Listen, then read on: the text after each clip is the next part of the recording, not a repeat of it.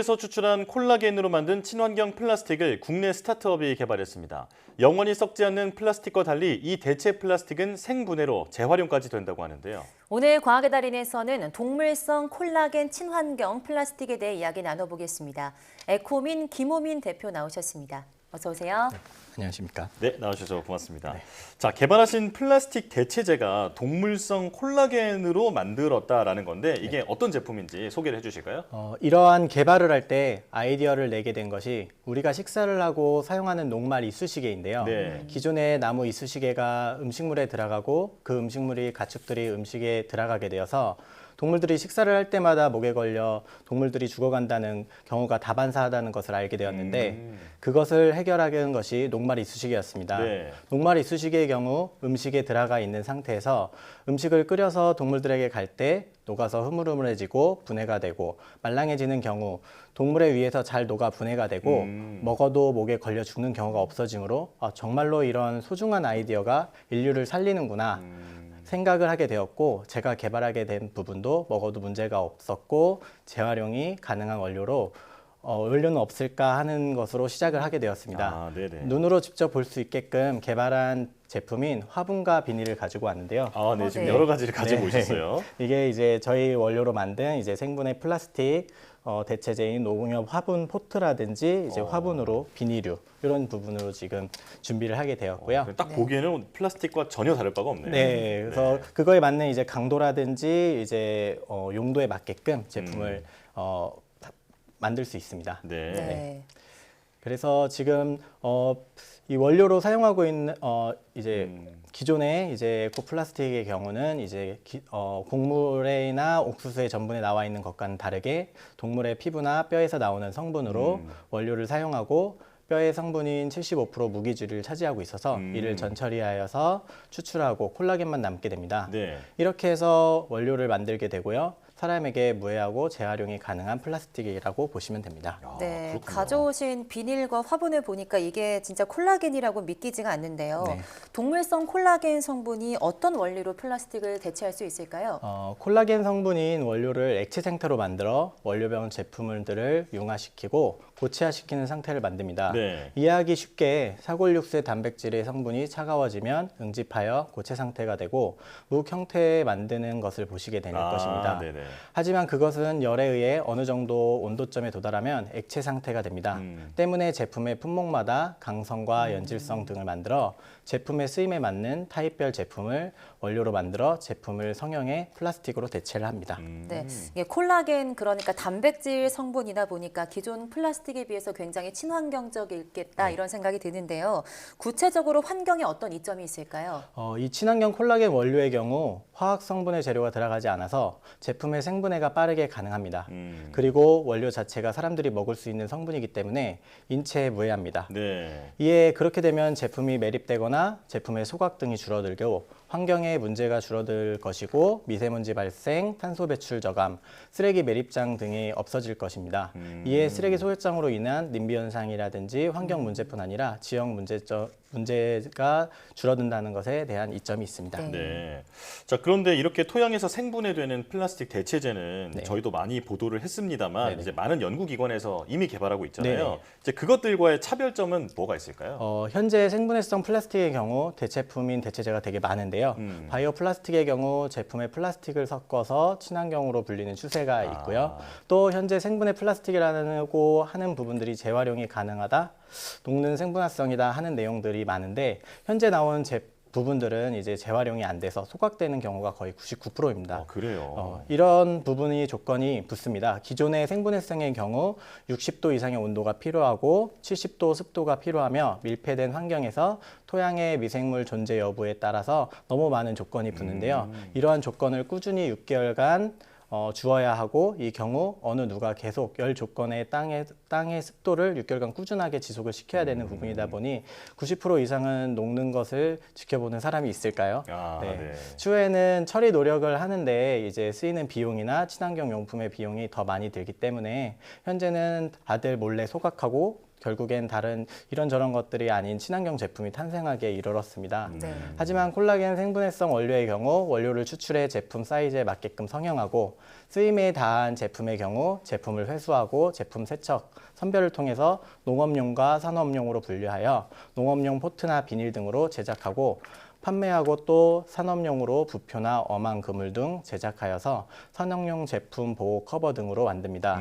예를 들어 휴대폰 케이스라든지 친환경 빨대 만들 수 있는 거죠. 또 버리거나 쓰지 못하는 제품을 경우는 파쇄하여 벌레, 곤충의 사료로 만들어 다시 비료와 사료화로 만들고 판매를 하고 또 가축에게 다시 먹여주는 에코 사이클링을 진행하고 있습니다. 네. 아, 그렇군요. 그러니까 쉽게 썩기도 하고 또 그리고 네. 쉽게 재활용이 가능한 진정한 의미의 친환경 플라스틱 대체제다. 네네. 네, 이렇게 정리하면 될 것 같은데요. 자, 그렇다면 지금 제품도 가지고 나오셨지만 네. 이 동물성 콜라겐으로 만든 플라스틱이 네. 실제 일반 플라스틱과 질감이 비슷한지가 좀 궁금하거든요. 아, 네. 질감은 사람마다 느끼는 차이가 있습니다. 비슷하기도 하고 똑같다고 하면은 또 거짓말일 수도 있기는 하겠는데요. 네, 플라스틱이 같다고 하면은 그것은 그냥 플라스틱입니다. 기존의 부드러운 부분과 정말 딱딱한 용기는 원료를 어떻게 만드냐에 따라서 배합비가 결정하기 때문에 저희 원료의 경우 내구성 또한 플라스틱과 같습니다. 네, 그렇군요. 알겠습니다. 그럼 어떤 과정으로 동물성 콜라겐이 플라스틱 대체제로 만드는 생산 공정이 있을 텐데요. 그 생산 공정을 설명해 주시죠. 네. 가축의 콜라겐을 추출하고 그것을 건조시키고 그 원료 타입에 맞게 배합과 강도 테스트를 맞추고 그 조건이 합격이 되고 나면 압출기계와 사출기계에 맞는 원료를 넣어 공급 후 기계에서 제품을 뽑아냅니다. 네. 그렇군요. 이 동물성 콜라겐 성분으로 플라스틱 대체제를 만든 게 국내와 해외를 포함해서 최초라고 들었는데 어떤가요? 네, 맞습니다. 기존의 100% 해추료 관련 비닐 껍데기라든지 지금 현재 옥수수 전분을 이용한 생분해성 부분이 경우에 재활용이 안 되지만 100% 생분해성을 원하고 또 그거에 맞는 시간을 맞출 수 있고 그것이 제품으로 나와 구조체를 만들어 분해가 되는 부분이 세계 최초입니다. 그렇기 때문에 기존의 생분해성은 과는 다르다고 보시면 됩니다. 아, 네. 그렇군요. 그런데 이 동물성 콜라겐으로 만든 대체 플라스틱이 나오면 네. 일반 플라스틱보다는 단가가 좀 비쌀 것 같거든요. 네. 일반 플라스틱보다는 당연히 단가가 높습니다. 왜냐하면 기존의 수요와 공급에 따른 대중화, 많이 쓰면 많이 만들고 그에 따른 인건비, 작업비, 연료비 등 공급이 많아지니 단가의 부분이 내려가게 되어 있습니다. 예. 기존의 플라스틱보다는 당연히 단가가 높은 부분입니다. 하지만 다른 친환경 대체제보다는 단가가 확실히 낮고 지금 대두되고 있는 친환경에 대한 활성화 및 대중화시키는 부분에 중점을 두고 있습니다. 대중화가 되고 이에 따른 부분이 사용이 많이 되고 수요에 따른 공급량을 대체할 수 있는 후에 설비 충족이 되면 가격은 자연스럽게 낮아지게 될 것입니다. 예. 아, 그렇군요. 자, 이 소의 콜라겐으로 만든다면 그게 아무래도 채산성에 대한 우려도 좀 있을 것 같은데 채산성 문제는 어떤가요? 채산성의 문제는 없습니다. 에코 리사이클링으로 원료를 재활용할 수 있는 부분으로 원료에 대한 공급 부분을 채산성에 맞추며 원료 기지를 통해서 새로운 재활용으로 인해 채산성 준비에 만들어 나가고 있습니다. 또한 동물성 콜라겐만을 보면 안 되고 식물성 콜라겐으로도 제품 제작하는 것이 가능합니다. 아, 네. 때문에 채산성에 문제가 되지 않습니다. 우리가 먹고 있는 콜라겐이 비싸서 부족해서 없어서 못 먹는 부분이 없지 않듯이 비싸서 추출을 못해 먹는 부분이 아닙니다. 그래서 채산성 문제는 설비 증축과 비용 투자 부분이면 그 부분이 해결이 될 것 같습니다. 네. 이런 친환경 원료들이 많이 확산돼야 할 것 같은데요. 만약에 앞으로 상용화가 돼서 양산한다고 볼 때 원료를 충분히 공급받아야 할 것 같은데요. 동물 한 마리로 얼만큼의 양을 생산할 수 있을까요? 저희가 양산화가 되고 상용화 된다고 볼 때 지금 원료를 충분히 공급받는 시설 투자와 설비 부분이 원활하게 포함이 되면 공급량은 다 맞출 수 있습니다. 원료 가축이 한 마리를 넣어서 얼마가 나올까라는 현재는 그 부분을 아직 테스트는 안 해봤어서 잘 모르겠습니다. 한 번에 원료를 넣어서 하는 것이 대략 1톤 이상으로 추출하기 때문에 저희가 잡은 원료 사용량이 만약에 종이컵 기준 한 달 생산에 500톤인 경우 25,000개 정도입니다. 그렇군요. 네, 자, 앞으로 친환경 시장에 대해서 어떻게 생각하시는지 그리고 대표님의 앞으로의 포부도 좀 들려주실까요? 네. 현재 친환경 시장은 과도기입니다. 아직은 기준이 확립되지 않았고 우리가 생각했던 환경 문제는 문제의 경우 너무 많이 성큼 다가왔습니다. 옛날에는 물을 사 먹는 시대가 오리라고 생각하지 않았고 공기를 사 먹는 시대가 온다는 건 있을 수 없었습니다. 하지만 물에 판매되고 공기를 판매해서 흡입하는 시대가 되었습니다. 네. 현재 환경오염으로 인해서 이렇게 사계절이 사라져 겨울이 볼 수 없게 되고 봄이 짧아지는 언제 겨울의 한 계절로 동남으로 버릴지 모르는 날이 얼마 남지 않게 되었습니다. 네.